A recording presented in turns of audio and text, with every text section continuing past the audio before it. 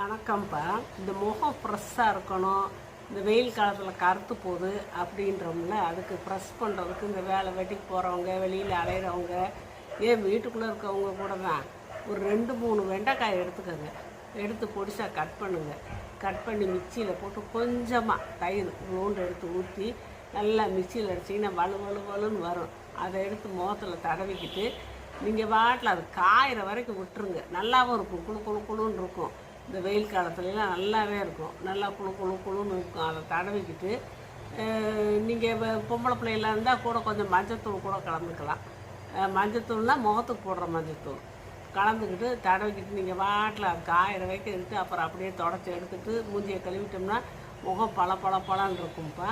உங்களுக்கு நேரம் கிடைக்கிறப்ப இந்த மாதிரி செய்யலாம். காலையில் தான் செய்யணும், மத்தியானம் செய்யணும், சாயந்தரம் செய்யணும் இல்லை.